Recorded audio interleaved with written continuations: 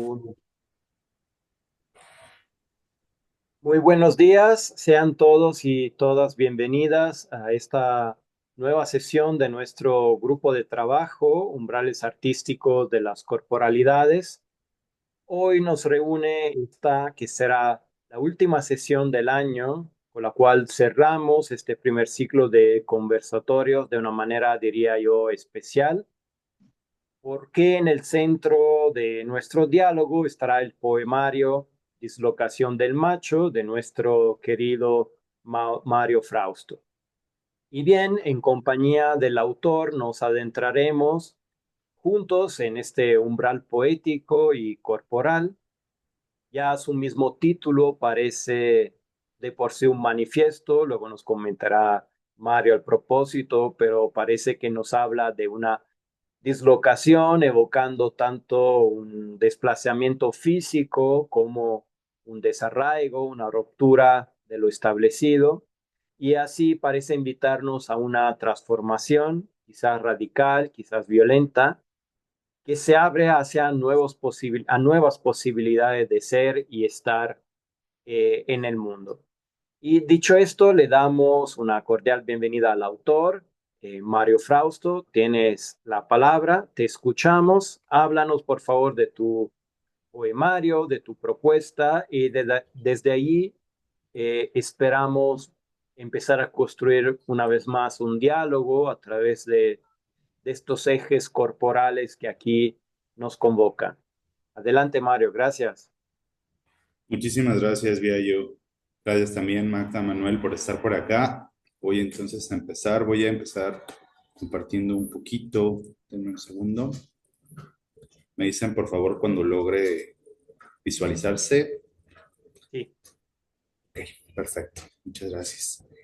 Entonces, pues bueno, ahorita efectivamente, conforme a lo que Viayo venía diciendo, pues bueno, este es un libro, mi primer libro, básicamente, mi primer libro y por ahora el único que, que tengo. Y pues bueno, es un libro que más o menos lo terminé de escribir en 2021 aproximadamente, lo terminé de escribir. Sin embargo, aparece publicado hasta 2024, apareció ahora este año durante el mes de agosto. Tiene apenas, va a cumplir ya sus 3 meses justamente de haber salido ya de la imprenta. Y pues efectivamente me gustaría justamente empezar con eso porque es algo que nadie me ha preguntado en las pocas presentaciones que llevo del libro o pláticas alrededor del libro. La cuestión del título, que creo que es importante justamente aludirla y que es algo que según esto yo tenía preparado en presentaciones en donde he estado, pero por una u otra razón no ha salido como el tema o se me va. Entonces, me gustaría empezar un poquito por ello. Efectivamente, hay una cuestión muy de manifiesto. El libro está pensado así. El libro es, creo que es mucho de lo que entendí que quería decir con la poesía. Es un devenir como muy complejo porque escribo más o menos desde los 18, 17 años. Hay gente que no toma en serio esa edad porque como que dicen, bueno, ¿qué hacías a esa edad? ¿No? Pero la verdad es que yo desde aquel momento ya como que encontré la poesía porque antes me dedicaba únicamente a escribir historias. Realmente yo quería más bien como la cuestión narrativa, que todavía la hago, solamente que bueno, ahorita ya no es ni tan secundaria, las tengo muy a la par, pero la realidad es que la poesía la descubro durante la preparatoria y fue como algo muy impactante, porque aparte creo que no empecé con la poesía típica, empecé con una poesía que era mucho más fuerte y que creo que también viene bien a cuento por las influencias que hay como de alguna manera acrisoladas al momento de estar pensando en este libro y como en el camino poético que fue dándose poco a poco. Una de mis primeras referencias pues, fue la generación del 27, justamente estos autores de España, que sobre todo están escribiendo pues un poco antes de la Guerra Civil Española, pero también durante la Guerra Civil Española. Creo que fueron sumamente importantes, principalmente pensando en pues en García Lorca, que a lo mejor es el más cliché, pero que en realidad fue un autor que me marcó muchísimo. Principalmente me acuerdo en la preparatoria haber leído Poeta en Nueva York de Lorca, que fue un poemario que me impactó muchísimo porque no le entendía nada. Lo leía yo a mis 18, 17 años y decía, ¿qué es esta cosa? ¿No? Porque me parecía rarísima las imágenes. Si alguna vez no se han tenido oportunidad de leerlo, si no, les invitaría mucho a hacerlo. Es un poemario extraño, muy político, fuerte, lleno de cuestiones así surrealistas, muy, muy, muy densas. Y cuando yo leí ese poemario, primeramente en la prepa leímos un par de textos, pero luego como que yo quería leerlo todo y recuerdo que la maestra que tuve en esa ocasión me lo prestó para que lo leyera de manera íntegra y la verdad es que me impactó muchísimo porque yo decía es que nunca había leído algo que me hiciera como pensar tanto en qué quiere decir, porque como que no entendía el mensaje, no entendía realmente qué había ahí y poco a poco como que lo fui armando gracias también a esta maestra, como que fui armando un poco esa situación.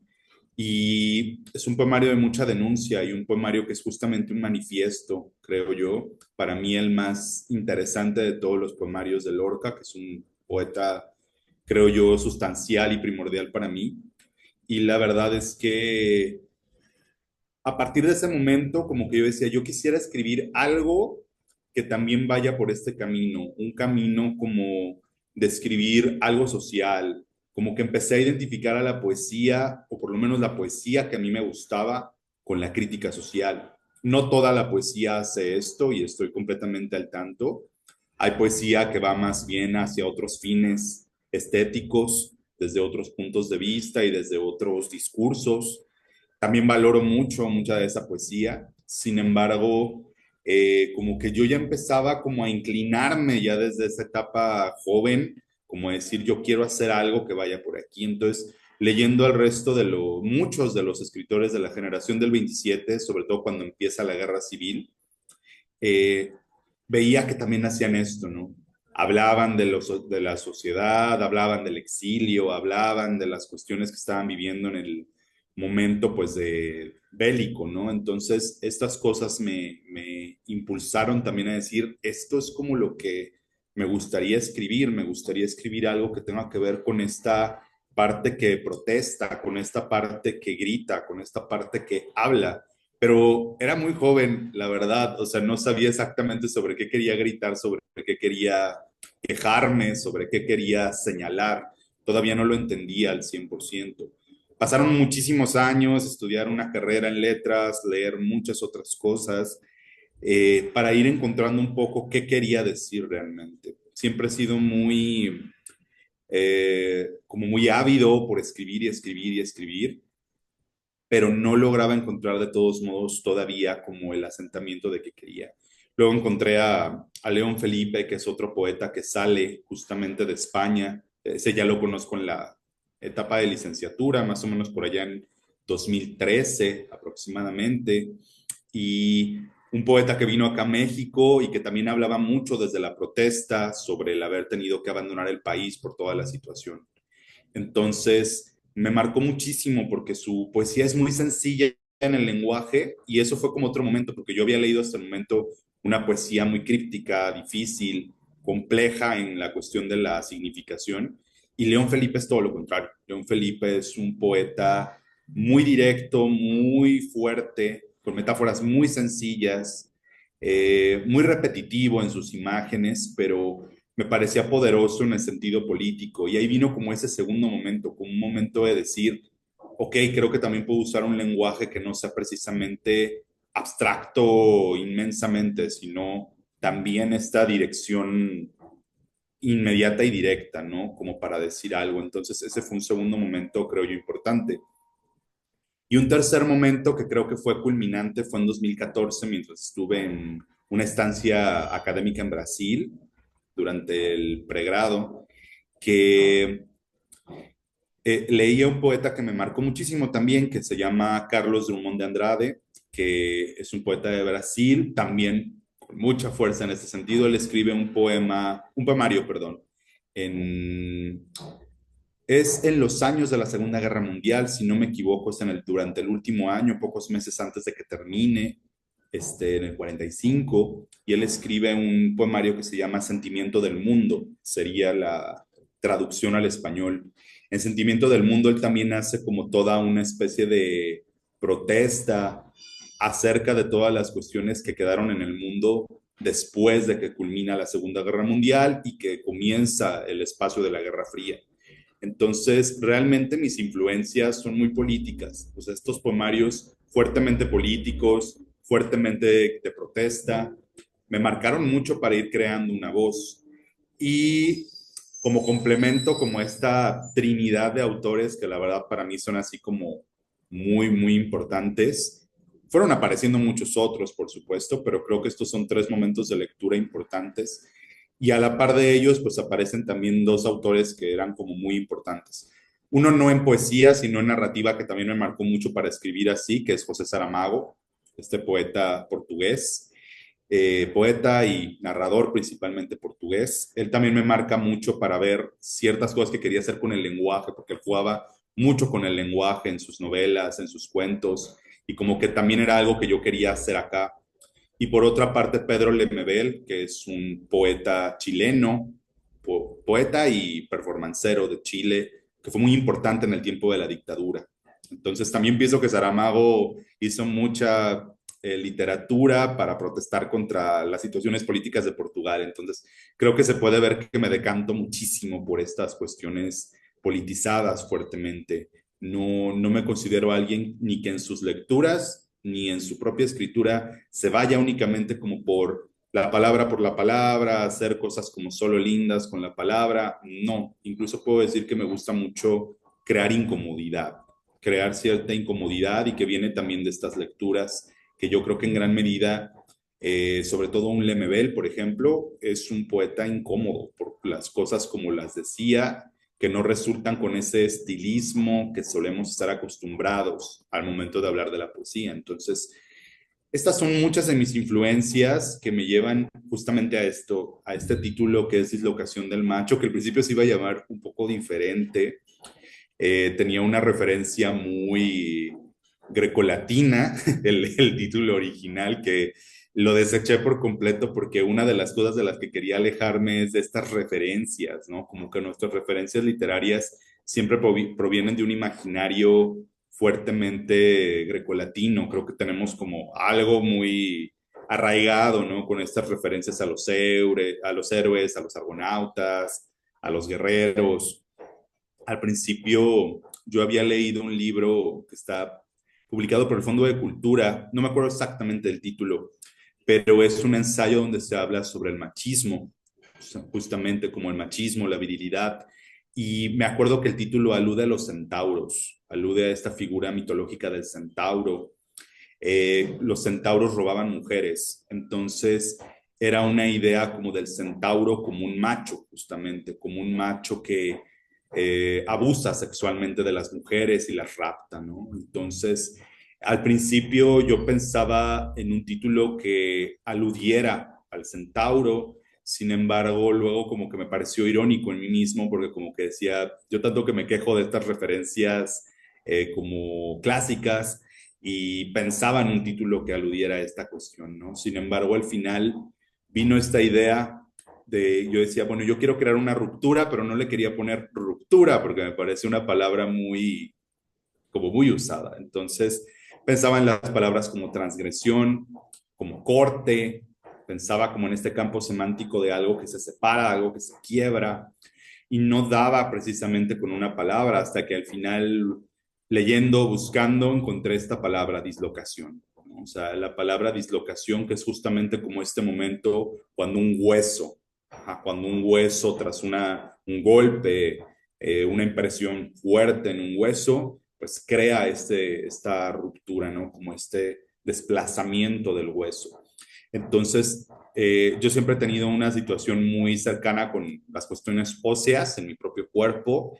Entonces, como que me pareció preciso, porque es que si me siento hasta aludido con esta cuestión de la dislocación, ¿no? Porque la he vivido de manera como metafóricamente vivencial. Entonces, vino de ahí y vino como la idea del macho, justamente porque yo quiero algo que se escuche como no en esa forma que normalmente buscamos como en la poesía. A lo mejor otra persona hubiera dicho como la dislocación del hombre o la dislocación de, no sé, de lo viril, una palabra como más eufónica, más bella, más como en este preciosismo del lenguaje, ¿no? Pero yo decía, no, yo quiero que sea del macho, porque recordaba mucho que a mí me decían que utilizar esta palabra justamente en la poesía, como que no era una palabra poética.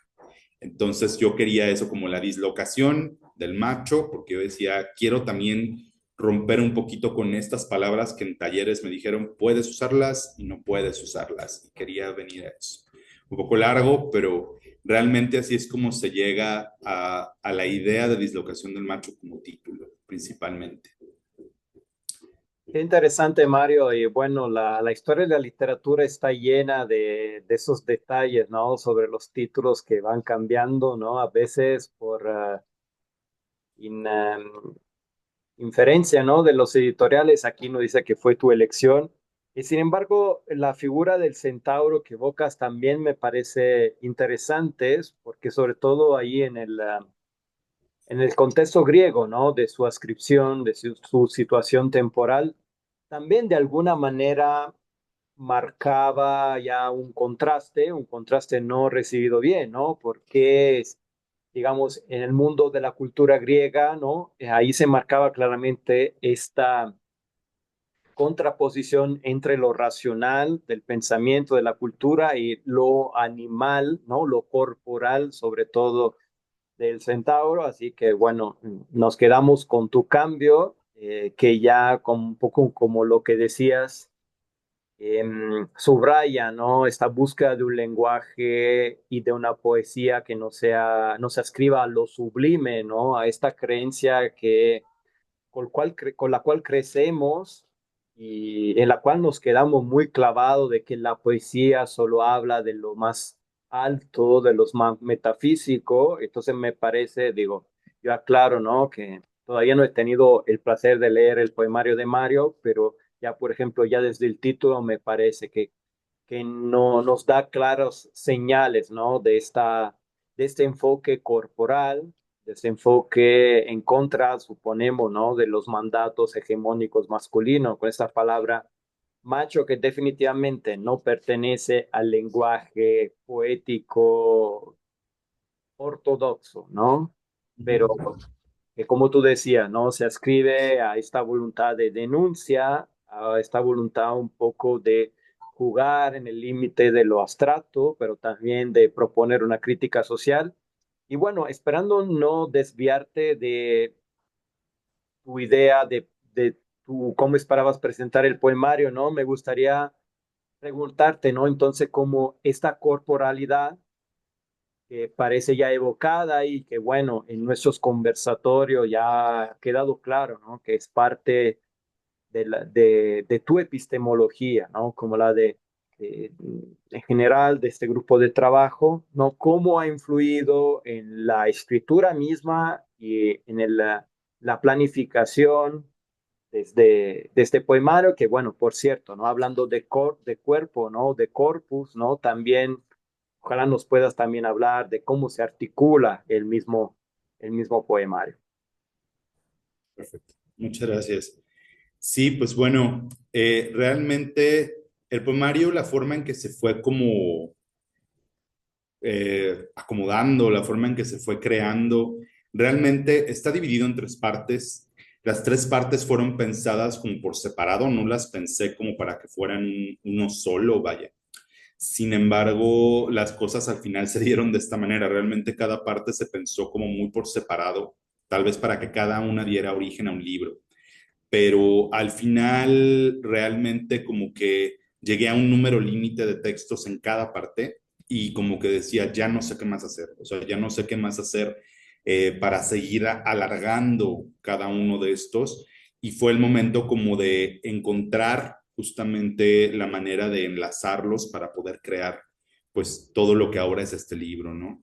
Ahora, toda la cuestión del cuerpo es muy importante porque justamente una cosa que ahorita mencionabas, vía yo, esta idea de que la poesía debe ser sublime, de que la poesía debe ser como metafísica, elevada. No sé, pienso incluso en ideas como las de Octavio Paz, ¿no? O Juan Ramón Jiménez, que pensaban en una poesía con pureza, ¿no? Estas ideas de una poesía que debe ser como una contracara de la filosofía, ¿no? Que también la poesía debe explicar como filosóficamente al ser humano y hago el enfoque de ser humano porque ellos más bien decían que al hombre, ¿no? Entonces, también una cosa que yo pensaba mucho al hacer el poemario era esto, como justamente voy a hablar de la cuestión masculina muchísimo en el libro, pero también quería como burlarme de las propias estructuras del machismo, las propias estructuras de mi país, ¿no? Porque vengo de un país excesivamente machista y crecí con ese machismo. Entonces,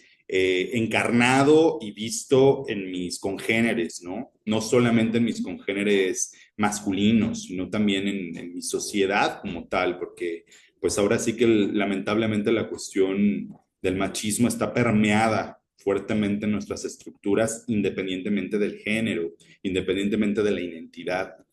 Entonces, creo que también era una cosa de voltear a ver eso, como el machismo propio, el machismo ajeno, y hacer una cuestión desde ahí, ¿no? Y también desde lo corporal que es, porque creo que la parte masculina, creo que lo masculino ha estado muy emparentado con lo corporal, en el sentido de que hay una libertad corporal en el cuerpo masculino que no está brindado, por ejemplo, en el cuerpo femenino.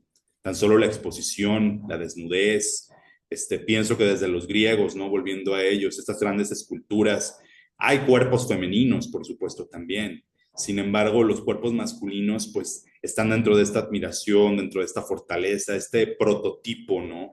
Del hombre, que para eso también, esto no fue idea mía, esto fue idea de mi editor y fue idea de la ilustradora que hizo el trabajo dentro y fuera del libro, pero la idea es esto, ¿no? Estos cuerpos musculados, por ejemplo, en estas imágenes que están siendo aplastados. De hecho, la portada del libro, aunque no la tengo aquí como tal de forma digital, pero la portada es este mismo cuerpo que vemos aquí, con algunas pequeñas diferencias, pero que el fondo es completamente en arcoíris, ¿no? Es un fondo completamente hecho en arcoíris. No lo tengo digital, pero lo tengo aquí de esta forma.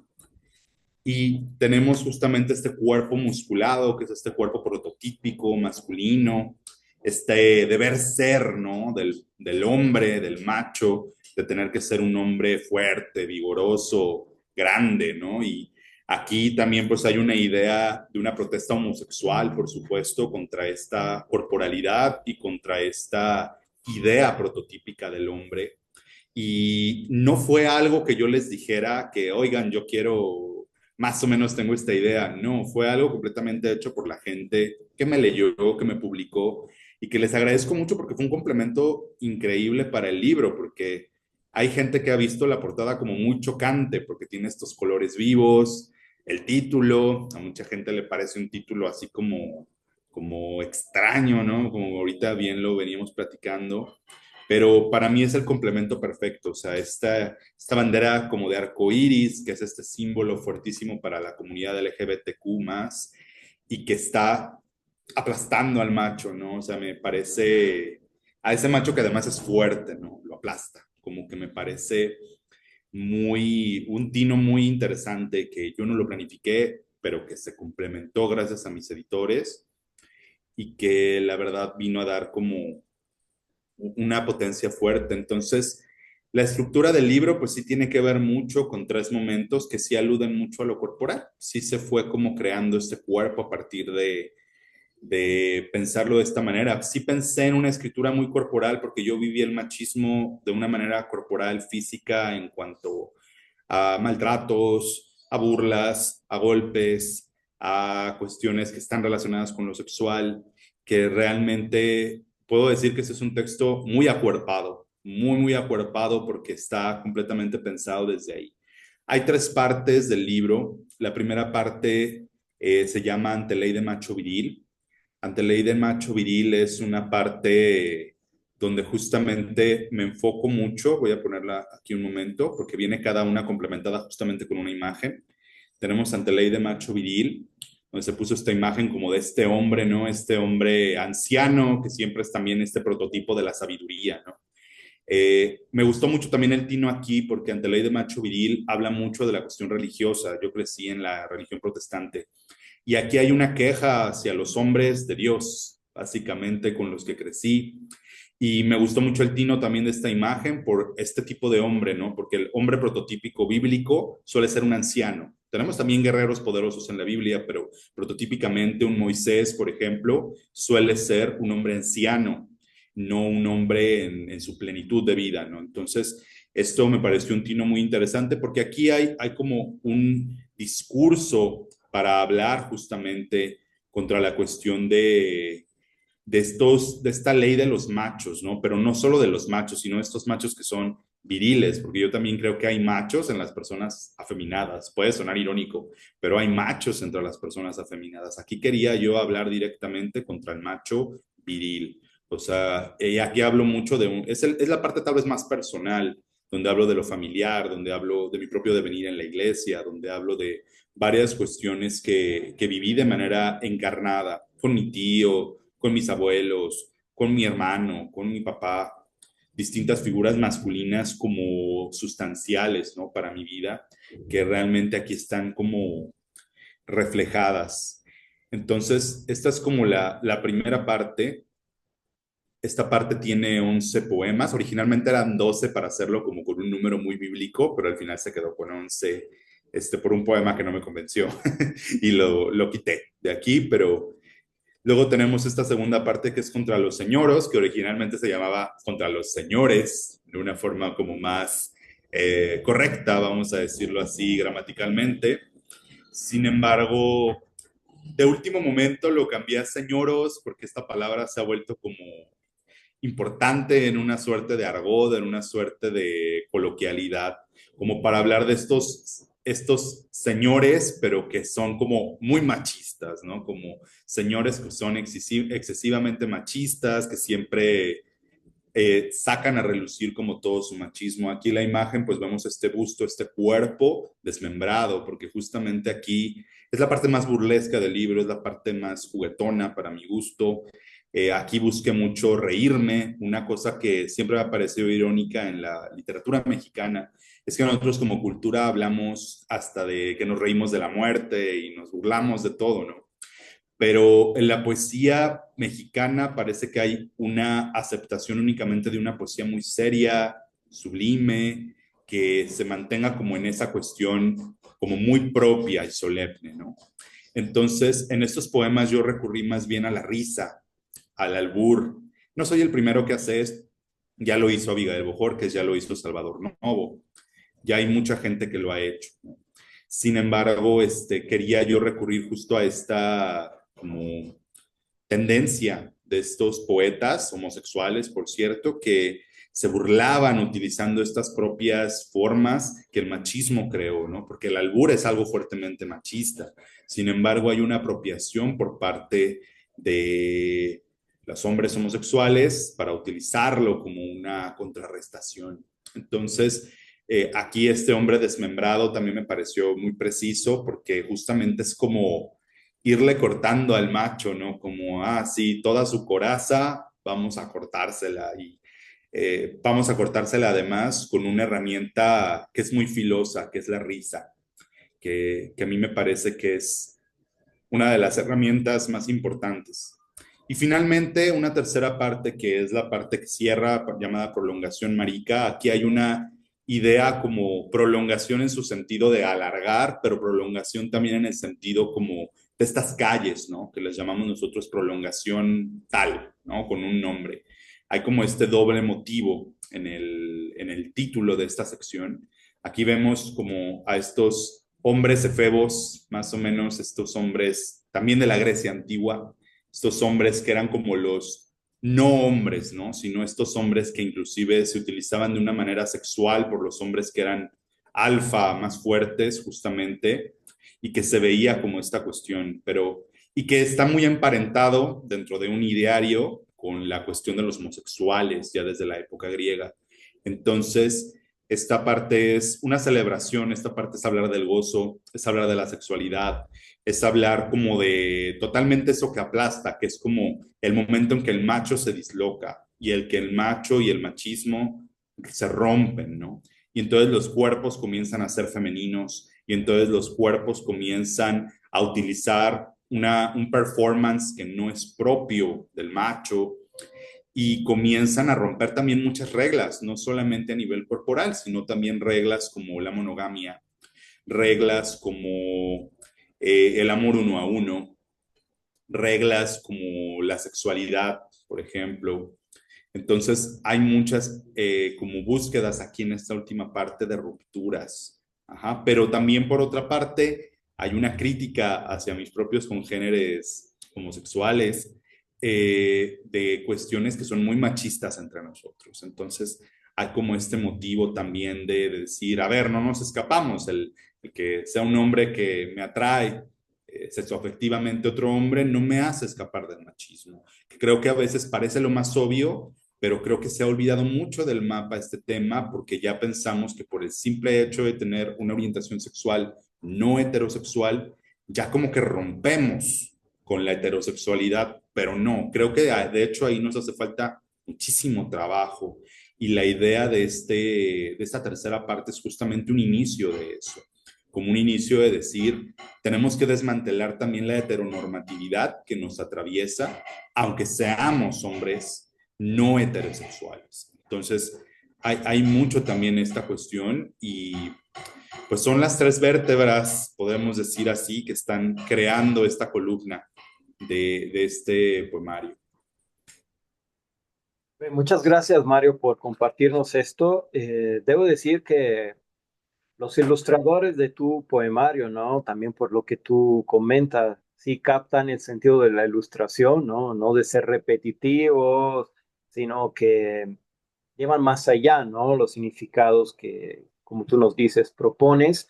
Me parece muy poderoso, ¿no? Ya desde la portada, ¿no? Por extraño que tú digas, pueda parecer, pero bueno, el arco iris, digamos, explicita tu posicionamiento y luego como estas ilustraciones muy al estilo griego, efectivamente transmiten ese peso que recae sobre, diría yo, sobre toda la masculinidad, no solo sobre la masculinidad homosexual. Y en esto pienso mucho, por ejemplo, los trabajos clásicos de Connell, ¿no? Sobre la masculinidad, esta idea de este peso, este molde constantemente desafiante, que constantemente sí lo aceptamos así como es, y es el molde en el cual como hombres crecemos y construimos nuestra realidad, ¿no? Es un molde que nos obliga constantemente a la decepción, porque son como modelos, como inalcanzables, como metas inalcanzables, y por esto, ¿no? Esta idea del peso que el ilustrador no, nos transmite.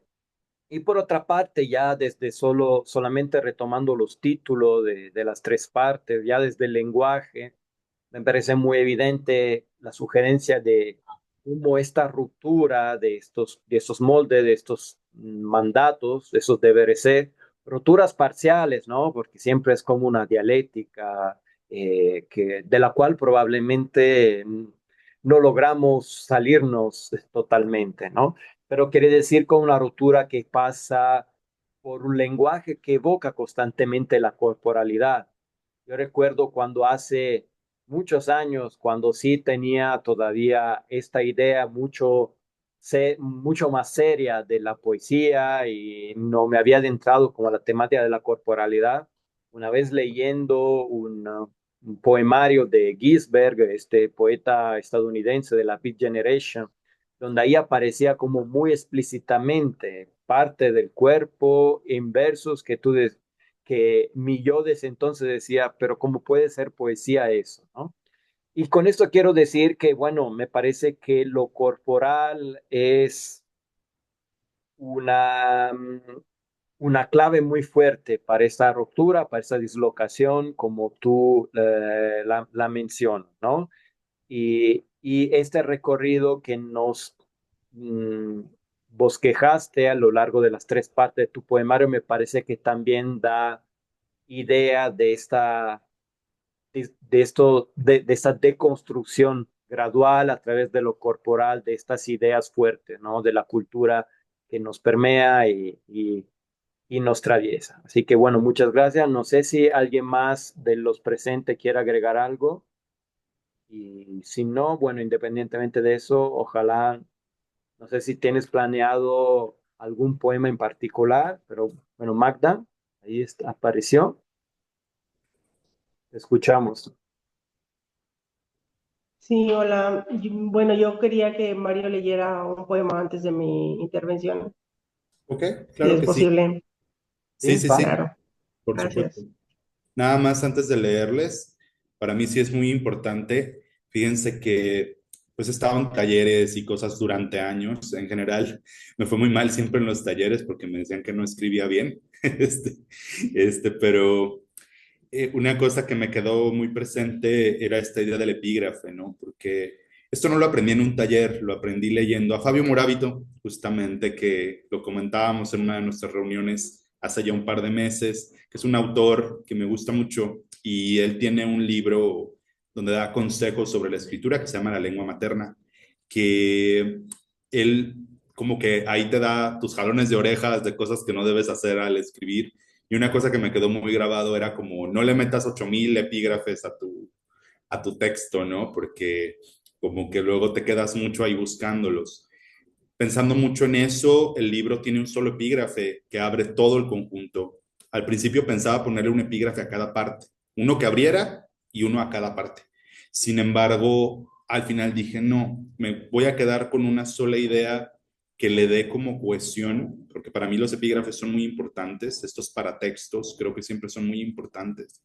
Y pues bueno, antes de leer el poema, sí quiero leer este epígrafe que le da como columna a las tres partes y que engloba esa fuerza y que justamente es de Pedro Lemebel, este poeta chileno de la dictadura, que dice, tiene miedo que se homosexualice la vida y no hablo de meterlo y sacarlo y meterlo solamente.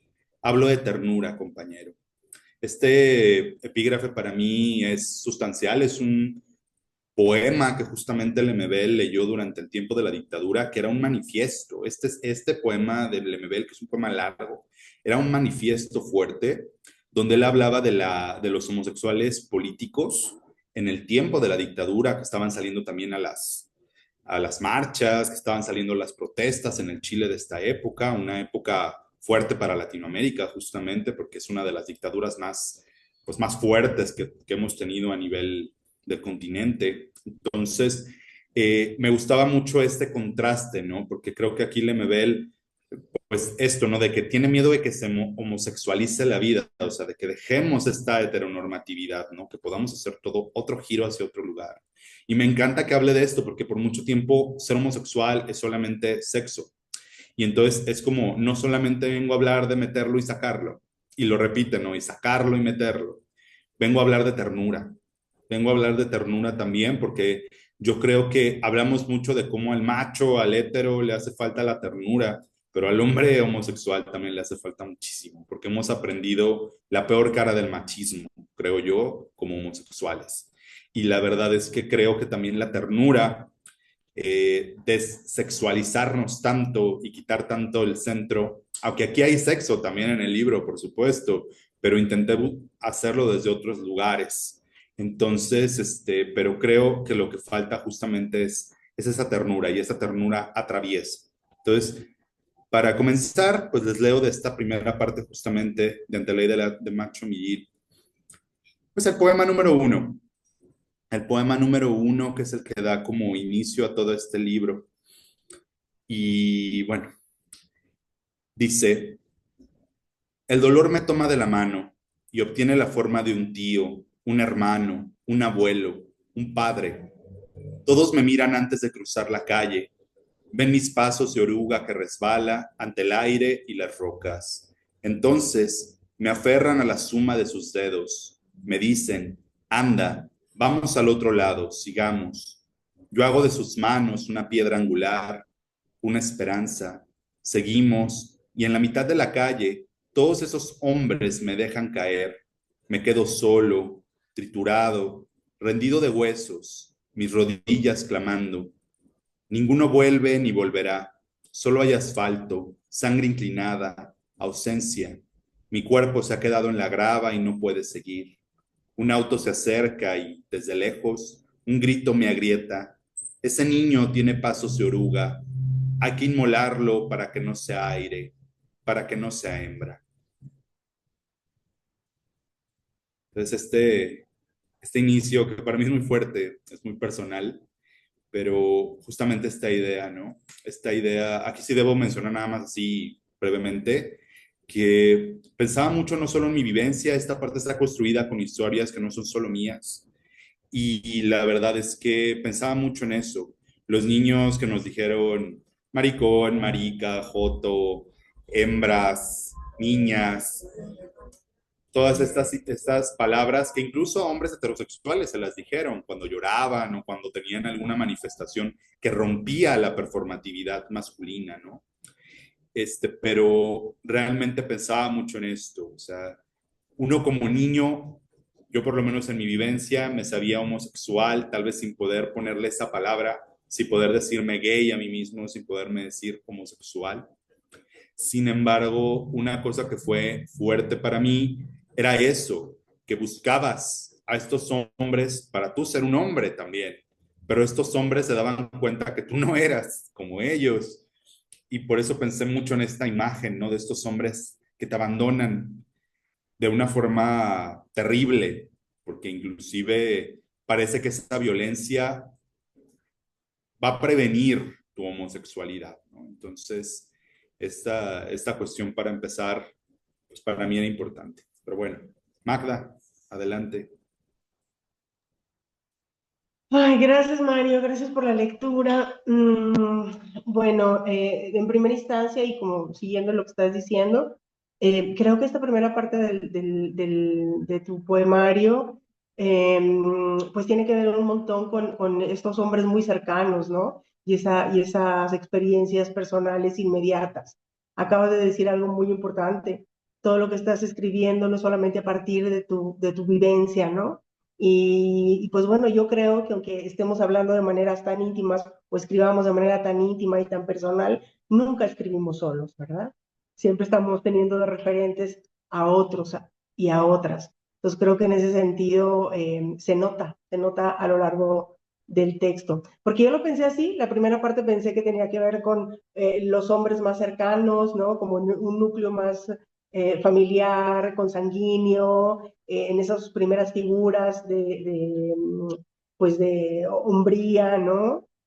O de construcción de la masculinidad, que en la segunda parte hablabas de esas otras referencias masculinas que ya eran como de espacios más ajenos a lo doméstico, ¿no? Y que son esos hombres que vienen y nos enseñan y nos quieren enseñar el mundo y la manera en que está estructurado el mundo, ¿no? Y de esas dos partes me gusta la manera en como los poemas hablan pues de tu cuerpo, ¿no? Es el cuerpo el que está ahí, ¿no?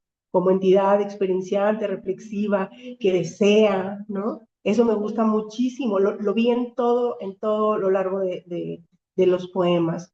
Y la última parte, que es mi favorita, porque a mí me gusta mucho como la resolución, ¿no?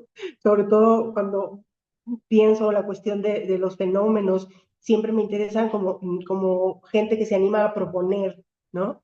Y lo que más me gusta, y lo digo primero y sobre todo como lectora, ¿no? Que lo disfruté y que lo hice mío, cada poema. Creo que la selección fue genial. Y te digo, la última parte me gusta porque eh, como persona que activa políticamente, me gustan esos como gotitas o como tips, ¿no? Como gotitas de solución a lo que podemos vivir que en el mundo y que se nos presenta de manera cotidiana adverso, ¿no? Mm, Mientras leía tu texto, Mario, pensaba como en esa reconciliación que luego al interior de los feminismos sigue siendo como compleja, ¿no?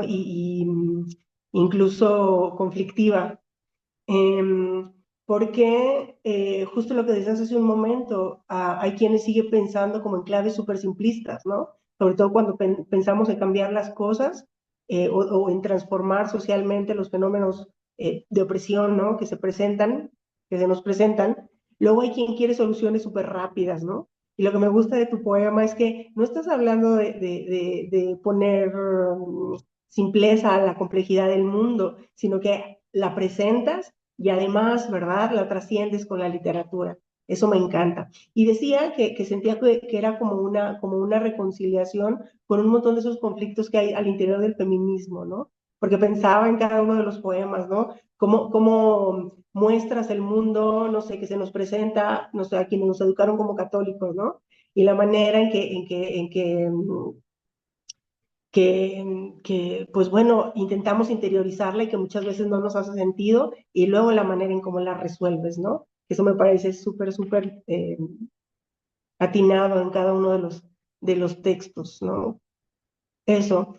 Y pensaba, por ejemplo, en temas como la cuestión del psicoanálisis, ¿no? La manera en que la criticas, ¿verdad? Y cómo también lo solucionas, ¿no? En el texto.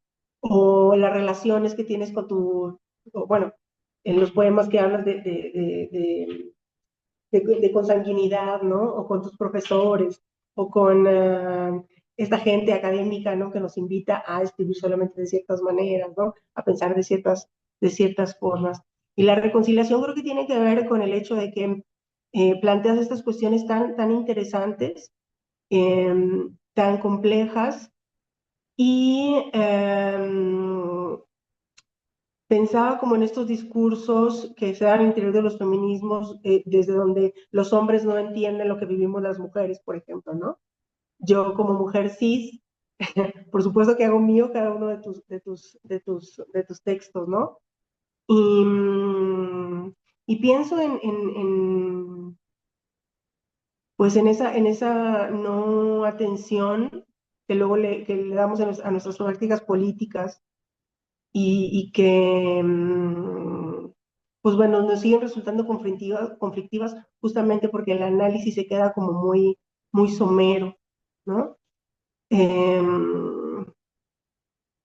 No sé, lo leí como una mujer cis, ¿no? Y creo que eso es un gran acierto. Y digo que resuelve el conflicto porque en ningún momento pensé, oh, eso es un poemario solamente para personas de las diferencias sexuales, ¿no? De las disidencias sexuales, ¿no? Pensaba en todas estas problemáticas que mencionas aquí y que como mujer sí las he vivido a lo largo de mi vida, ¿no? Y que de alguna manera las he ido resolviendo como voy entendiendo, de una manera muy similar a la que las presentas en los textos, ¿no? Entonces, eso me gustó mucho, lo íntimo, lo personal, ¿no? Y te decía, más que hacer un análisis, ¿verdad? Súper concienzudo y así, eh, pues eso, me los hice míos y creo que eso es mucho más importante, ¿no? Porque me escuchaba en tus textos, ¿no? Me escucho, me siento, ¿no? La manera en que se muestra el deseo también, ¿no? O sea, porque yo decía, mierda, o sea, cuando hay tipos heterosexuales que se acercan preguntando, ¿no? ¿Cómo deconstruir, ¿no? Su propio machismo? Dices, o sea, pensé, ¿no? Voy a empezar a regalar esto. A ver si, ¿no? En su lenguaje, ¿no? Pueden como tener esas pistas para desarmar, pues estos elementos opresivos que la mayoría de las personas vivimos en la cotidianidad, ¿no? Creo que aquí lo que se está poniendo sobre la mesa es que históricamente somos las mujeres las que hemos insistido, ¿verdad? Y también las personas de la diversidad. Entonces, eso, me gusta la manera en que a mí me parece que reconcilias, ¿no? Esos posibles conflictos que hay, ¿no? De, oh, ¿cómo vamos a hacer esto? Esto no se puede hacer de esta manera. Oh, y en los textos ahí está, ¿no? Y creo que es una de las cosas, no creo, estoy segura, es una de las cuestiones que más me gustan de la literatura, ¿no? Que posibilita soluciones prácticas, gozosas, ¿no? Pues, de enfrentar esto. Eso, por lo pronto. Espero no se me esté yendo nada de la... Por lo pronto eso.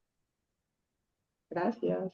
Mario, si me permites, antes de que tú respondas, y ojalá nos puedas compartir más poemas, si quieres. Sí. Nada más como quería un poco sumarme a las bellas palabras de Magda, con menos belleza probablemente, pero en particular sobre este poema que nos compartiste, que bueno, quería decir que me parece como un poema muy político, ¿no? A pesar de como ser como íntimo, este final es como muy poderoso y bueno, yo que tengo el gusto de leer otros trabajos tuyos como tu autoetnografía, por ejemplo, ¿no? Me evoca mucho ese concepto, ¿no? De los rituales del dolor que tú ahí compartes, ¿no? Entonces, en ese sentido, se me hace como bello, íntimo, poderoso y me gusta mucho la, la figura clave de las manos en este poema, que bueno, tal vez como algo de lo menos evidente, ¿no? Cuando hablamos de corporalidad, o tal vez sí, es lo más evidente, ¿no? Porque es como la parte de nuestro cuerpo que nos permite como de la manera más espontánea, tal vez cuando logremos esta espontaneidad, como acercarnos, ir hacia el otro, ¿no? Como ir más allá de nuestro cuerpo y que también, ¿no? Es lo que pasa, por ejemplo, en los momentos en los cuales los cuerpos ya se reúnen para hacer políticas en la calle, para manifestar, ¿no? Como, y, y volverse como extensión, ¿no? Volverse como un cuerpo más plural, ¿no? Esto era lo que más o menos me evocaba este primer poema, así que bueno, también te felicito. No sé si Magda quiere agregar algo más. Sí, Adelante. gracias. Fíjate, creo que es que yo siento que el cuerpo está ahí, ¿no? Y decía, hablaba de esta reconciliación y de los conflictos que hay al interior de los feminismos, porque es súper común escuchar al interior de los feminismos que hay que poner el cuerpo, ¿no? Y que ahí tengo mi cuerpo, ¿no? Y se cree que bueno, hay como una creencia generalizada, podría dar muchos más ejemplos, pero bueno, voy a poner pero una creencia generalizada de que poner el cuerpo es estar en la marcha, ¿no? Y pues hay un montón de maneras, ¿no? De ponerte ahí en el centro, ¿no? Y decir lo que yo puedo aportar es esto, ¿no? Eh, esta idea, luego, o sea, siguiendo con la cuestión de la política, esta idea de que lo político es solamente aquello que tiene que ver con una organización extensa, ¿no? Pues bueno, cada quien, ¿verdad?, tiene derecho a posicionarse epistemológicamente, ¿va? Y a emprender políticamente como considere. Pero yo creo en esas prácticas de micropolíticas de subversión, ¿no? Y por eso hablo del poder que tiene este poemario, ¿no? Porque luego nos andamos haciendo un montón de ideas con respecto a lo que debemos cambiar, nuestras pautas de comportamiento, cómo debemos de modificarlas y a veces estamos pidiendo como que el maestro o la maestra y el aleccionador y el que más sabe, ¿no? Y el que es más activista o la que es más activista nos diga cómo proceder, ¿no? Entonces creo que también una manera de descentrar esa idea de que poner el cuerpo es estar ahí presente, ¿verdad? Y tener esta figura, ¿verdad? Como de omnipotencia, pues no es tan así, ¿no? O sea, se pueden hacer cosas súper efectivas, disfrutables, que te permiten vivir, ¿no? Que te permiten eh, vivir esto, ¿no? Que estamos aquí viviendo. Eh, Vivir, pero también preocupándote por la justicia, ¿no? Preocupándote por los demás. Me parecen como tan, incluso, pues sí, tan superficiales esos discursos, ¿no? De estoy haciendo, pero luego hay una prácticas de inconsistencia bien desagradables, ¿no? Bueno, no quiero entrar en ese asunto, pero yo solamente quería decir que es político en ese sentido, ¿no?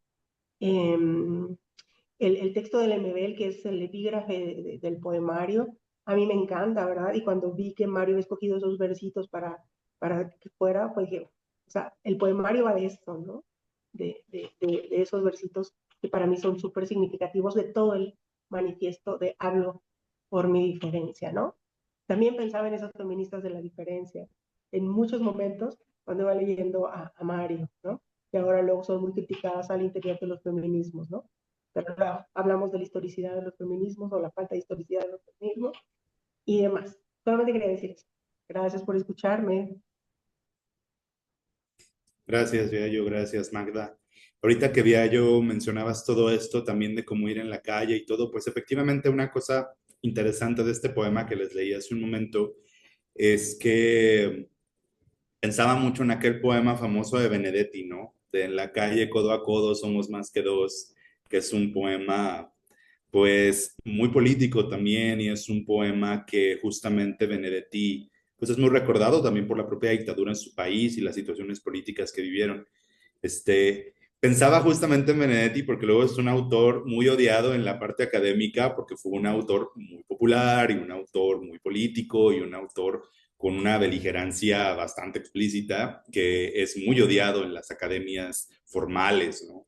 Entonces, no tanto por hacerle un homenaje, sino en el sentido de decir, bueno, Benedetti hablaba de estos jóvenes que iban codo a codo caminando para luchar, ¿no? Contra las cuestiones políticas que ellos pues creían, pero aquí más bien como que yo quería hablar del abandono, ¿no? Como el decir, estos hombres que son aparentemente son mis congéneres y de los que me puedo aferrar, esta imagen de la piedra angular, que es una imagen sumamente bíblica, era justamente esa intención, ¿no? Como yo quería esas piedras, como situarme en ellas, porque eran mis hombres, los que se supone que me debían guiar en la vida, pero en vez de guiarme, metafóricamente me dejaron ahí como te jodes, ¿no? Te tienes que joder, que también es una idea muy masculina, como esta idea de a partir del padecimiento, del dolor, a partir de esta fractura,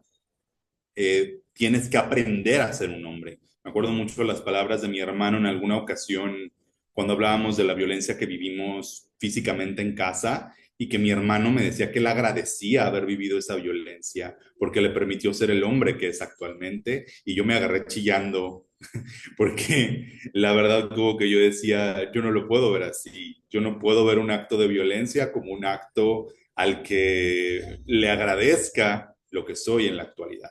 Entonces, esos contrastes, ¿no? Que creo que también es parte de una idea masculina. Y pues bueno, justamente hablando de eso, este poema número 3 nunca lo he leído en ningún lado como formalmente en cuanto a una exposición o una presentación. Pensaba mucho también en la parte bíblica cuando leía esto. Número 3. Mucho le temo a los hombres de Dios, a sus prácticas de luz con las que crían leones o adiestran ballenas para devorar a los que odian, porque solo han puesto dolor en mi mesa y en el estante tembloroso de mi respiración, y han dejado algunas telarañas y un polvo fino que me recubre de silencio. Mucho les temo y mucho les sé de temer. Dios también les teme, por eso lo denigran, lo amenazan, lo dejan desgarrado. Quizá un día lo acaben y también me acaben a mí. Quizá nos encontremos pronto, Dios y yo, en la boca alumbrada de un león o en la sombra oculta, en las tripas de una ballena inmensa. Nunca lo había leído en ningún lado. Aquí pensaba, yo crecí leyendo la Biblia, es el primer libro que leí completo, lo he leído varias veces. Aquí hay mucha recurrencia a Daniel cuando los tiran al foso de los leones, a Noé cuando, bueno, no sabemos si es una ballena, un cachalote o un pez, la Biblia no lo define, pero para el argot coloquial es una ballena, y pensaba mucho en estas imágenes, ¿no? Porque yo crecí en un sistema religioso donde desde los 6 años me dijeron, tú vas a ser varón, cabeza de familia, y de ti va a depender la gente.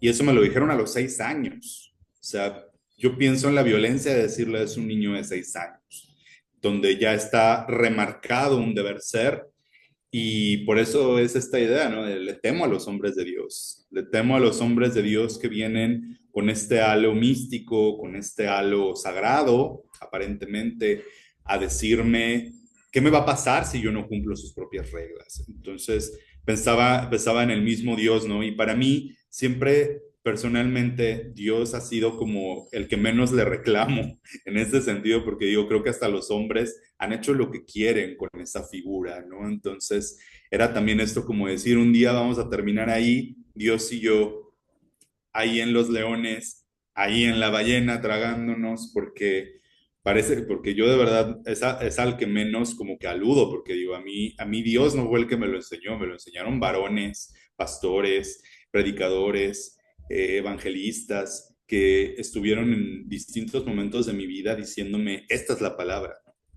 Entonces, como que para mí esta idea judio-cristiana es poderosa y va muy aunada al machismo, justamente. Entonces, es algo que pensaba mucho. Y si me permiten, nada más como complemento, permítanme, sí, este, que tampoco nunca lo he leído.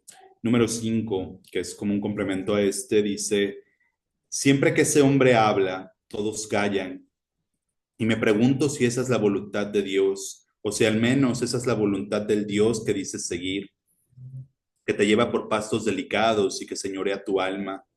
Me lo pregunto y respondes que así es como quieres ser, un hombre coronado de canas que habla a la gente, como si su palabra fuera un fruto, sustento de vidas, agua bendita o el milagro de los peces que replican su forma. Me pregunto esto, hermano, y te imagino entre los pastos quebradizos, con tus manos levantadas y tu boca abierta. Seguro si serás igual a Dios, a nuestro Padre, a los predicadores, otro hombre con sangre en la lengua que presume su corona blanca. Me acordaba cuando mi hermano decía que él quería ser pastor, que es creo todavía algo que anhela. Entonces, este tipo de lenguaje, es un lenguaje rudo, y sí lo hice con toda la rudeza, porque hay gente que me dice es muy crudo, y yo es crudo con toda la intención de la crudeza, porque así es como lo viví. Yo no viví el ser parte de una iglesia como algo, como todos agarrados de las manos y qué bonito, viví un contexto corporal, de hecho, curiosamente, aunque es un contexto del espíritu, viví un contexto del cuerpo, del castigo, de sentir inmundo mi propia carne, ¿no? Es esa idea, por ejemplo, de debes hacer flaquear tu carne. Ajá, era algo que nos repetían constantemente, es un mandato bíblico, ¿no? Entonces, pero esta carne como esta idea de tu humanidad debe de desaparecer y debes darle ese lugar, ¿no? A una parte espiritual, que es tal vez uno de los preceptos básicos de las religiones judeocristianas. Sin embargo, me parece que así es mucho como quise plasmarlo con estas partes. Pero bueno,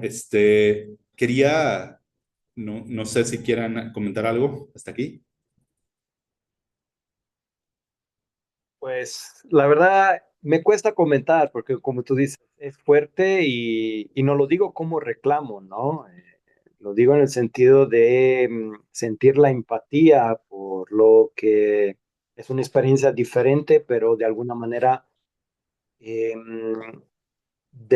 pensando desde la corporalidad, desde la ternura, ¿no? Que hemos estado platicando en este contexto, sí es muy evidente cómo estas prácticas de masculinidad, pero también religiosa, ¿no? Pasan inclusive por un lenguaje que se vuelve muy violento en un sentido corporal, como tú lo decías, ¿no? Entonces, como esta imagen muy fuerte de esos dos últimos versos, ¿no? Este contraste entre la corona blanca y la sangre como en la lengua, ¿no? Es lo que a mí me evocaba sobre todo esto, ¿no? Y es difícil inclusive en nuestra cotidianidad a veces rehuir de la violencia del lenguaje, porque como cuesta mucho trabajo, ¿no? Como salir del lenguaje machista, ¿no? Por ejemplo, lo platicaba el otro día con Gabriela, ¿no? De, por ejemplo, esta idea de ser afuera de lo religioso, esto, ¿no? Por ejemplo, de ser chingón, O sea, por ejemplo, siempre parte de esta idea de la violencia, del contacto corporal como algo negativo, por lo menos como en algo que siempre establece una jerarquía, ¿no? Hay una jerarquía que inevitablemente desde el punto de vista de la sabiduría permea mucho los ambientes religiosos. Bueno, yo no fui criado como católico y de otra forma probablemente, aunque con los mismos coordenadas como judeo-cristiana. Y y sí, es como triste lo que nos comparte, ¿no? Que como un niño a los 6 años, ¿no? Que ya está como investido, ¿no? De estos mandatos, de estos deberes seres. Y como lo decía, respeto también tú a cómo sintió la experiencia de tu hermano, ¿no? De esos mandatos violentos, porque, o sea, si no nos encontramos con algo, una lectura, un encuentro humano, unas palabras que pongan en tela de juicio, ¿no? Esta construcción de la realidad, no salimos de allá. Entonces seguimos justificando, como lo hemos hablado en términos de crianza en otras ocasiones, ¿no? Replicamos, o sea, somos educados en la violencia, entonces normalizamos esta violencia. Como tú dices, hasta la agradecemos. O sea, yo siento que, bueno, en un sentido ya más psicológico, cada uno luego tiene que hacer las paces, ¿no? Con su pasado, con lo que haya sido, pero definitivamente, como tú dices, no es algo que de plano se pueda agradecer, ¿no? Así que bueno, te agradezco nuevamente por esta lectura, por esos poemas que nos compartes. Gracias. No sé si alguien quiera comentar algo más.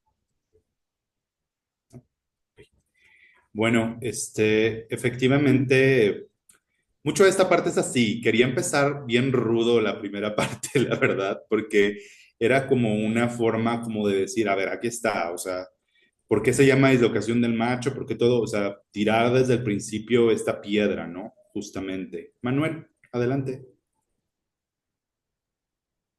Sí, bueno, pues primero felicitarte, Mario, por tu libro. Me parece muy interesante eh, el poemario que nos presentas. Y al respecto, digamos, me llama la atención algunas cosas, ¿no? Lo digo desde mi formación como historiador antropólogo, cómo la creación de uno mismo, digamos, da paso a la investigación, a la reflexión, a otras cuestiones. Eh, y en particular quisiera preguntar, digamos, ¿qué papel juega la mujer o las mujeres en este poemario, ¿no? Tratando de centrar, digamos, la mirada en el cuerpo, ¿no? Porque se ha hablado de los hombres, de las masculinidades, pero cuál consideras que es el papel de las mujeres en el poemario?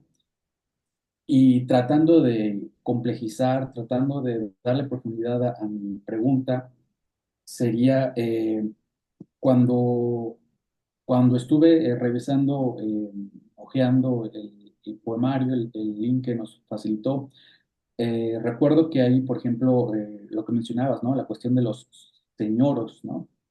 O también cuando hablas de no más Bukowski, ¿no? Refiriéndote, bueno, así lo entiendo yo, refiriéndote a una serie de clichés, ¿no? Acerca de cómo es ser hombre y de cómo es la literatura de los hombres, ¿no? Y en ese sentido, digamos, ¿cómo es la literatura de las mujeres? O también tratando de complejizar esto es, si me parece bien, si escuché bien o si entiendo bien, mencionas que en un momento te sentiste o fuiste, digamos, eh, alejado de los hombres, ¿no? Porque los hombres digamos, no encajabas en su idea de ser hombres, ¿no? Ujú. Entonces, ¿cómo fue el recibimiento por parte de las mujeres y cuál es, digamos, la forma en que ¿cuál consideras que es la forma en que una mujer, cuál es su relación con los sentimientos en ese sentido? No sé si me doy a entender. No, no, no, te explicas excelente. Y la pregunta me parece bien interesante, Manuel, porque efectivamente, para empezar, debo decir, lo femenino, en un sentido como las mujeres, por ejemplo, así como hablé aquí de estos hombres, ¿no? El tío, el hermano, el padre, los pastores, estas personas, ¿no? Eh, la verdad es que hay pocas referencias como a mis mujeres. Únicamente, por ejemplo, en uno de los poemas que está aquí en esta parte, hablo de la madre que inclina los ojos mientras está viendo toda la violencia. Es decir, la relación que tuve justamente, por ejemplo, con mi mamá, que es la mujer más inmediata, realmente fue una mujer que fue una mujer muy amorosa, pero también creo que yo también hay esta cuestión de esta supresión de las mujeres. Digo, viví en un hogar donde había supresión de lo femenino en muchos sentidos, por el protestantismo de la familia. Mi papá es militar. O sea, había muchísimas cuestiones al mismo tiempo que también hacían una sujeción por parte de mi madre fuerte. En cuanto a otras mujeres de mi vida, realmente no recurro mucho a ellas. Lo femenino que podría estar en el libro está en la tercera parte principalmente, sobre todo en esta cuestión del abandono, como de esta virilidad, del abandono y un afeminamiento que se va acrecentando. Estaría más presente como este performance que propiamente como estas figuras femeninas. Pero lo femenino, la verdad es que debo decir que hay un segundo libro en el que estoy trabajando, en el que estoy explorando justamente esta parte, porque ya había habido un par de personas que me habían preguntado un poco sobre estas figuras de la mujer, y yo con las figuras femeninas creo que más bien encontré refugio, encontré fuerza, encontré apoyo. Recuerdo mucho a mis amigas desde que era pequeño, por ejemplo. Algunas se burlaban también, porque también hay esta parte machista, también hay esta parte de la mujer que señala al hombre que no se ve tan viril, ¿no? También la he vivido, pero también tuve muchas amigas que fueron protección, que fueron como un lugar seguro, que fueron justamente, que me ayudaron incluso con esta conciliación en mí mismo, cuando los hombres rechazan. Cuando yo, por ejemplo, me visibilizo como homosexual, mis amigos hombres, casi todos, o sea, heterosexuales, desaparecieron de mi radar, la mayoría, mientras que mis amigas se quedaron y acrecentaron. Entonces, realmente yo en esa relación con lo femenino, en primer lugar como con lo femenino fuera de mí, que es justamente estas mujeres, ha habido como muchísima fuerza. Y por otra parte, en lo femenino, hablando incluso ya internamente en un performance, en una identidad, para mí ha sido súper valioso la conexión con eso, porque inclusive con propios hombres gays, por ejemplo, cuando yo hago referencia de una forma femenina o hablo en femenino, hay un repudio inmediato, ¿no? Hay este odio hacia que nos feminicemos también, independientemente de que seamos homosexuales. Entonces, realmente lo femenino está muy presente desde ahí. Y un detalle que también quería platicar, para mí hay una autora que fue importante al pensar en el libro. Es considerada, pues, la primera autora como lesbiana. No sé si tal vez la primera en la historia, pero por lo menos una de las primeras más visibilizadas en ese sentido, mexicana, que es Rosa María Rofiel, una autora que todavía vive, que Rofiel por mucho tiempo fue vista como una autora pues menor, justamente por el hecho de su literatura tan política. La primera novela lésbica que podemos decir ya hecha por una mujer en México es de ella. La novela se llama Amora, pero también hizo poesía Rosa María Rofiel. Y me acordaba mucho de un poema justamente donde ella habla de qué haría ella si fuera un hombre, cómo trataría a las mujeres si ella fuera hombre. Y yo intentaba un poco hacer este juego pensando, bueno, en mi feminización, en si yo me feminizara, ¿cómo sería yo si me feminizara? Que es algo que vivo no solamente en la poesía, es algo que vivo también de manera vivencial. Y entonces pensar mucho en estos juegos, ¿no? La literatura lésbica mexicana es muy política y muy crítica, por eso creo que no es muy bien recibida en las academias y no es muy estudiada porque es muy, muy política, cosa que incluso los autores gays han perdido, porque los autores gays ahora parece que están más como en este lado de un poco más hacia los señoros, justamente, como esta literatura de lo estilísticamente bello, o sea, alejándose de los temas políticos, mientras que las escritoras lésbicas siguen fuertemente en el posicionamiento. Y yo eso lo aplaudo mucho, porque la verdad es que creo que todavía hay mucho que aprenderles. Creo que los gays hemos llegado a una consolidación incluso en las partes literarias, poco a poco, que nos ha hecho perder el camino de la politización y yo creo que no deberíamos perderlo. Pero lo femenino está presente mucho desde ese punto de vista. Y bueno, viene mucho a tema porque la segunda parte del poemario, contra los señoros justamente, pensaba mucho en vivencias que no son solamente mías o vividas por congéneres gays, sino también, como bien lo dijo ahorita Magda, creo que son vivencias que incluso propias mujeres han visto en su propia carne, ¿no? Al momento de confrontarse al machismo de estos hombres, a sus flirteos, a sus ideas de poder, como ligar contigo, todas estas cosas. Y efectivamente, este poema de Bukowski, por ejemplo, que hacía referencia a Manuel, está muy pensado desde ahí, porque también pensaba mucho en cómo se ve hacia lo otro, cómo el macho ve lo otro, ¿no? Bukowski es una super institución de esta idea de cómo se debe ver el erotismo masculino, cómo se debe ver la sexualidad, y también de pensar en esta idea, ¿no? Como de el cuerpo de la otra persona, así sea una mujer o sea una persona gay, es un cuerpo pasivo. Y entonces estos cuerpos pasivos deben verse como eso, en su pasividad, en el hecho de que no tienen agencia, no tienen fuerza, y el macho, que en este caso sería el agente activo, es el que suprime todo eso y toma. Entonces, ese macho también puede hacer con el cuerpo ajeno lo que quiera, pero también por otra parte puede como utilizarlo y hablar y definirlo. Porque yo pensaba mucho cuando decían, Bukowski tiene un libro que es Historias de Mujeres, y que decían, es que Bukowski aquí dijo como, ¿cómo es lo femenino? Y yo, ¿y por qué creen que a Bukowski le pertenece decir qué es lo femenino? A Bukowski no le pertenece. Esta es una idea machista de cómo voltear a ver a una mujer completamente. O sea, Bukowski dice, es que yo puedo hablar de la sexualidad de las mujeres, no creo. O sea, puede a lo mejor representarla, pero es una forma de representación. No quiere decir que esa es una realidad. Entonces, pensaba mucho en esto cuando estaba formando esta parte. Historias que he vivido con amigos, con amigas, y que nos hemos confrontado a esto. A mí siempre se me ha identificado de una forma muy femenina, y yo me daba cuenta de esto desde niño, cosas que me decían hombres, cosas que me decían para querer como conquistarme, cosas que querían para tener una cuestión sexual, por ejemplo. Y pensaba mucho en todo esto mientras escribía. Y bueno, o sea, la verdad es que pues son burlas. Esta parte es una burla. Me burlé con todas las ganas del mundo.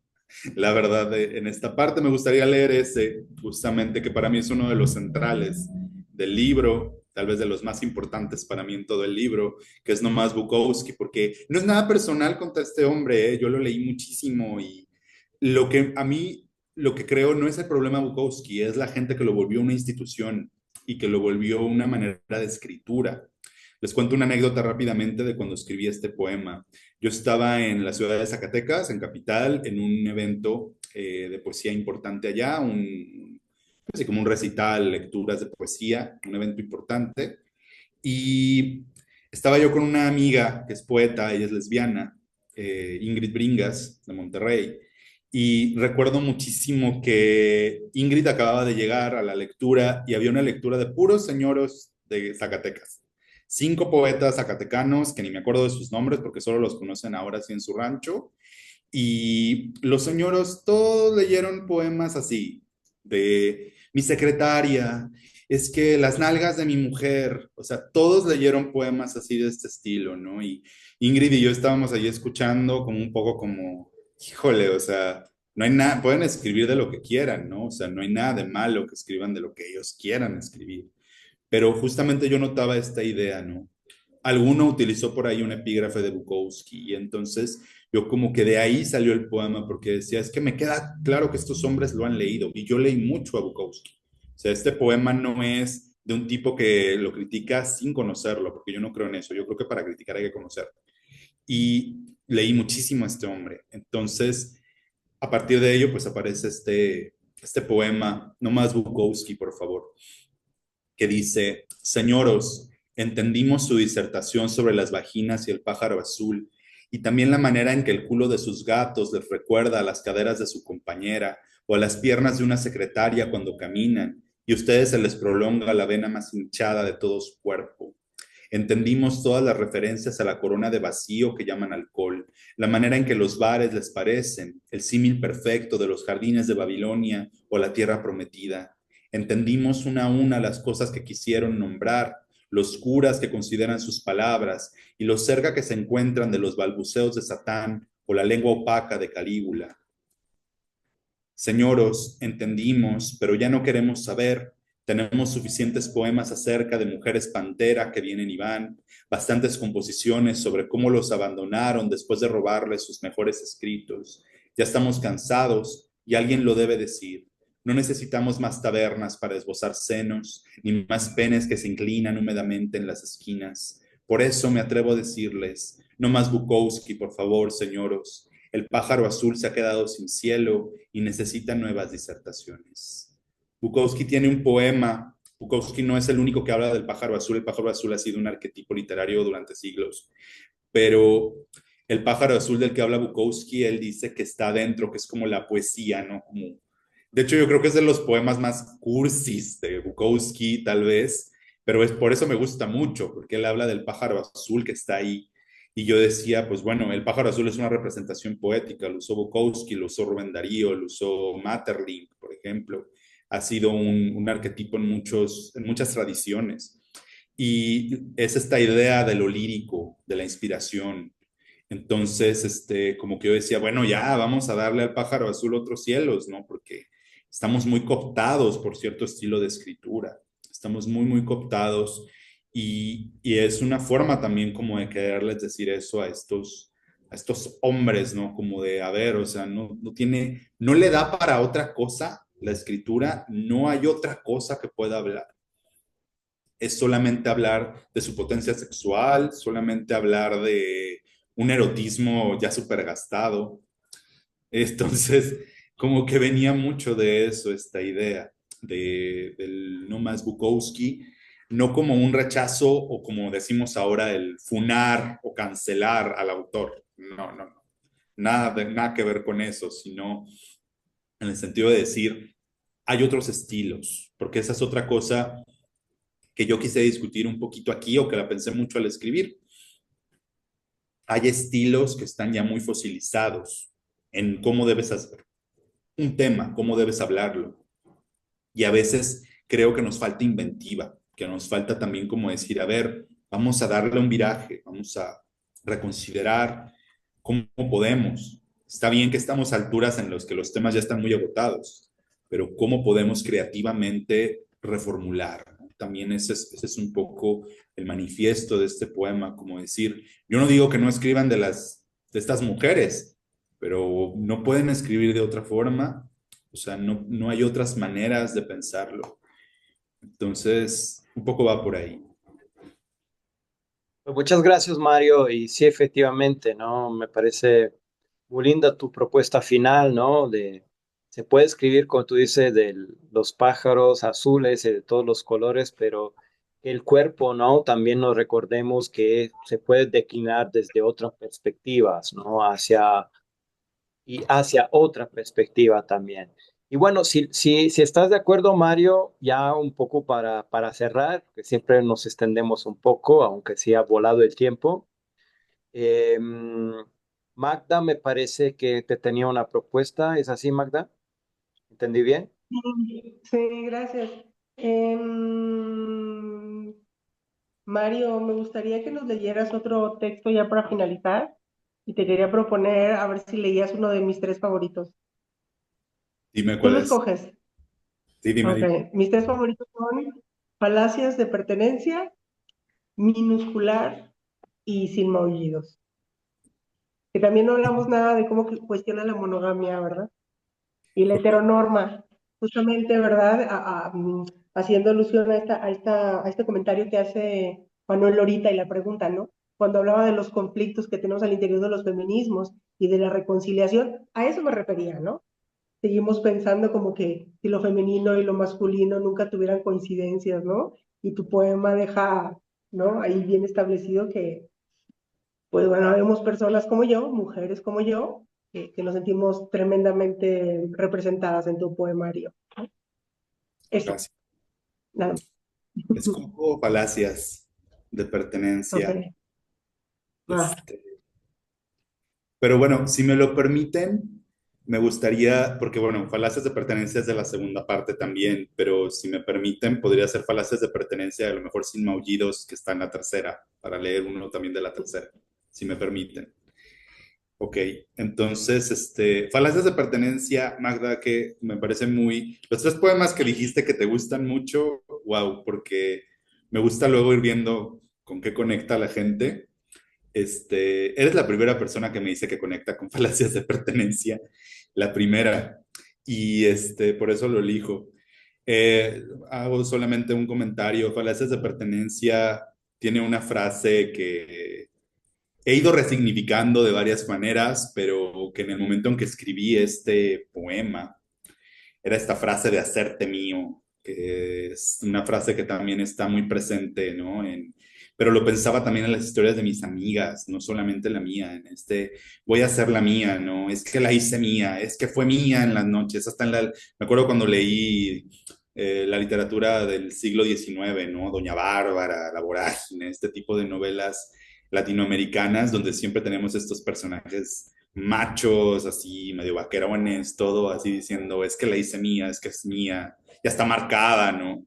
Este, símiles como, ya es una yegua, ya es mi yegua, o sea, este tipo de cosas que la verdad, me hicieron pensar mucho en esto, como en esta falacia del pertenecer y que justamente también lo pienso en el sentido de la propia monogamia, que yo la rechazo personalmente. Entonces, pues les leo este poema que para mí es uno de los más fuertes de todo el libro y que me simbra mucho. Falacias de pertenencia. Hacerte mío, lugar común de tanto señor, del hombre que mira otros cuerpos como una caja de objetos perdidos. Frase recalcitrante, desigual, hegemonía de un rostro barbado sobre los que, aparentemente, no se les asoma ni un pelo de rana calva. Hacerte, verbo del conquistador, como decir, te hago porque tú no te puedes hacer, no te perteneces, y alguien debe enseñarte a ser una isla dócil, tierra para ensartar una bandera, mío, posesivo de posesivos, despojo del otro y su capacidad de sentir, amnesia de lo ajeno para asentar un golpe firme, eclipse del semejante y todas sus partes, hacerte mío, desgarre de la individualidad, violencia en todas sus gamas de rojo, pero no, señoros, ni suyos ni mansos, ni mensos ni impropios. Alejen de nosotros su cáliz y mejor bébanlo, succiónenlo, vacíenlo, hasta que blanqueen sus lenguas y de paso, hasta que desnuden todas sus falacias de pertenencia. En este poema quise jugar mucho con eso. Creo que sí soy muy creyente de que la poesía debe jugar con el lenguaje, pero no de la manera en que lo ven muchos de mis colegas, porque creo que muchos de mis colegas más bien van a hacer la abstracción, como jugar mucho retorciendo. Está bien, es muy válido, pero yo aquí quería también ver eso, ¿no? O sea, eres mío, o sea, para mí que alguien diga eres mío es como, oh, es fuertísimo, ¿no? O sea, poco a poco he ido resignificando algunas cosas, sin embargo, es fuerte, o sea, como la pertenencia, porque yo creo que tú decides estar, no le perteneces a alguien. Entonces, un poco pensaba mucho en esto, pero así como decirles, así como, o sea, beban su cáliz. Si ustedes quieren hablar de pertenencia, bébanse ustedes su propio veneno, ¿no? O sea, no nos vengan como a imponer el beber este veneno, ¿no? Entonces, que sigue estando lo bíblico ahí, que sigue estando lo religioso, no se va, no se va y no se va, pero un poco por ahí va. Y pues bueno, Es que había otro que quería leer, pero creo que no hay tiempo. Creo que me paso al de Sin Maullidos. Porque también aquí como que critico mucho las tradiciones. También estoy como criticando mucho las tradiciones literarias. Denme chance, denme chance. Este es bien chiquito y me paso al otro que decía Magda después. No me tardo, de verdad. Y adelante. Bueno, si me lo permiten nada más. Este poema que se llama Complejos es mucho, tiene que ver con el psicoanálisis, pero aquí hago referencia a un poeta, Manuel Acuña, un poeta importante en la tradición mexicana, que él hizo uno de los poemas más perturbadores que he leído en toda mi vida, que está citado aquí. Eh, eh, este, Nocturno Rosario se llama el poema de Manuel Acuña. Manuel Acuña pues es un poeta romántico, ¿no? Entonces, él hacía este poema para hablarle a Rosario, su esposa, en el día de sus nupcias, el día de que se casan, para hablarle de cómo va a ser el tálamo, ¿no? La luna de miel. Y bueno, les leo un poquito porque yo cuando leí esto en la carrera fue perturbador, así leerlo. Dice, complejos. Me aterra aquel señor o poeta que dijo, yo siempre satisfecho, los dos un alma sola, los dos un solo pecho, y en medio de nosotros mi madre como un dios. Como si su complejo de Edipo fuera un halago, como si su fijación oral debiera acurrucarse entre las bestias desnudas, como si entre Dios y la madre estuviera el entendimiento de todos los seres, como si su deseo fuera mirar progenitoras cuando la verga se le erecta, o cuando mira desde el postigo del morbo un cielo desnudo o un cuerpo en cuatro patas. No habrá otro modo, señor, de decir lo que le crece, lo que le punza, lo que húmedamente le atraviesa. No habrá otro modo de decir que está con alguien, que ama y se alarga sin necesidad de Cristos o yocastas.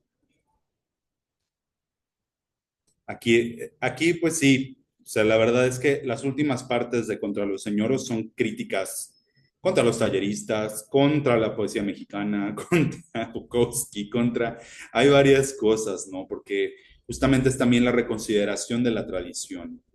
Y a mí, o sea, yo sé que a lo mejor para el señor Acuña era muy bonito decirle, mi madre va a estar ahí entre nosotros dos el día de la luna de miel, pero yo digo, no, señor, está horrible, está horrendo, se escucha espantoso, y hace que Freud tenga razón, y no le dé la razón a Freud, señor. Entonces, son como estas palabras que justamente quería plasmar en el sentido de romper esta idea.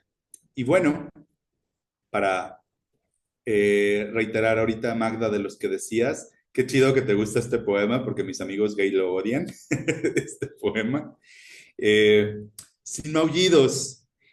Ahorita he estado hablando de muchas cosas muy literarias. Bueno, el Acuña, Bukowski, Rofiel, o sea, todos estos autores como muy de literatura, pero también el libro tiene un gran bagaje debajo de la cultura pop, de la cultura gay, pop en particular.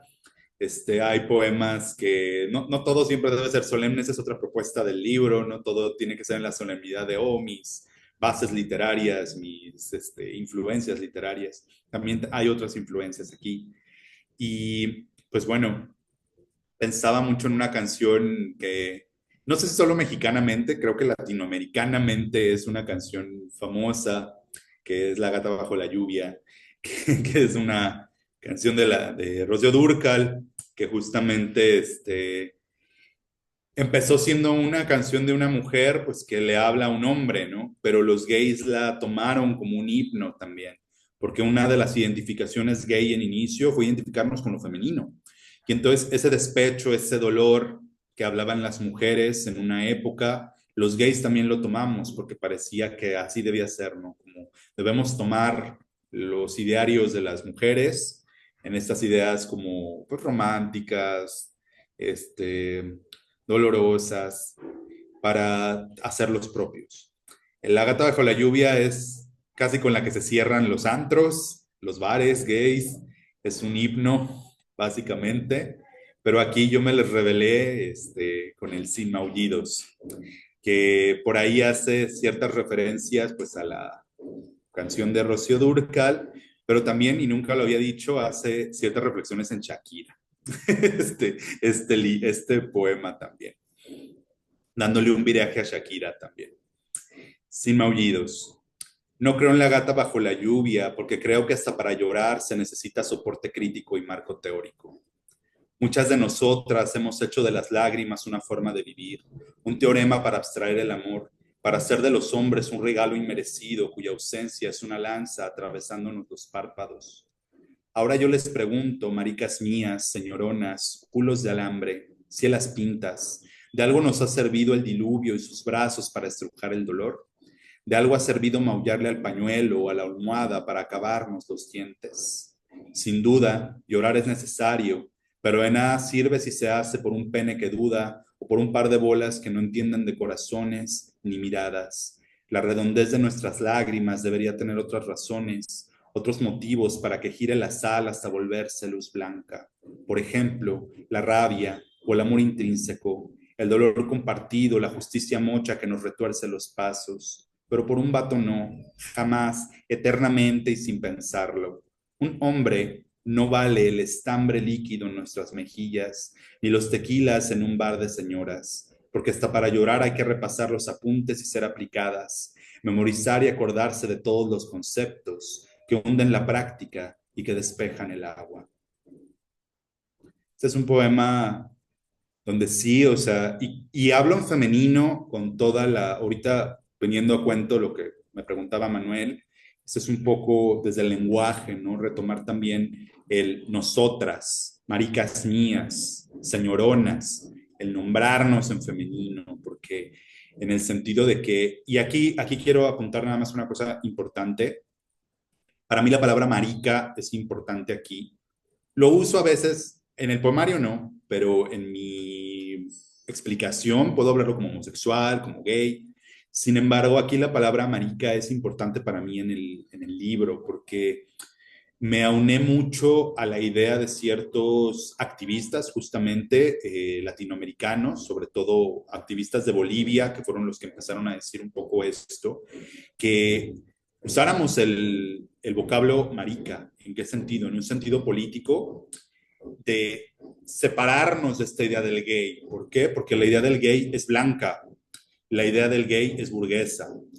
Si nosotros pensamos en un Oscar Wilde, si nosotros pensamos en estos varones gays, dandies, con los que se empieza toda esta idea, los que fueron aceptados en nuestro propio país, un Salvador Novo, por ejemplo, que es uno de los poetas gays por excelencia, era un dandy, el hombre era un hombre de burgués, era un hombre de alcurnia. Entonces, esta idea del marica, porque el marica era el afeminado, pero que no tenía dinero, el afeminado que no tenía un buen prestigio social, el afeminado que iba a ser señalado como eso, como mariquita, como maricón, como mariposón, porque no tiene como los privilegios sociales que le permiten ser gay. Si ustedes incluso lo ven en nuestra actualidad, ser gay es ser musculoso, barbado, guapo, no tiene nada que ver con otras cosas. Entonces, otros colores de piel, un afeminamiento no tiene lugar ahí. Entonces, aquí es hablarles directamente a ellas, a las maricas, ¿no? Como decirles, despertemos. No tenemos que ser estos gays viriles tampoco. No tenemos que ser estos homosexuales prototípicos tampoco. Entonces, un poco va por ahí, pero también pues cuestionar varias cosas heteronormadas, también muchísimo. Adelante, perdón.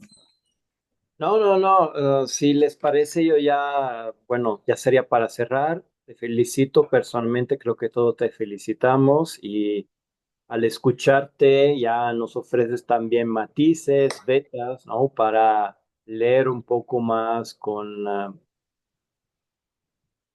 no solo con interés, sino también con posibilidad de interpretar también cuáles hayan sido tus intenciones autorales. Me parece que vamos a disfrutar mucho de tu poemario. Bueno, Magda ya lo leyó, yo todavía no, espero de hacerlo pronto. Y bueno, ya para cerrar, diría que llegamos al final de este conversatorio y contigo, Mario, tuvimos el privilegio, ¿no? De adentrarnos en este territorio poético, ¿no? Guiados por tu voz, por tu presencia, por tus pistas.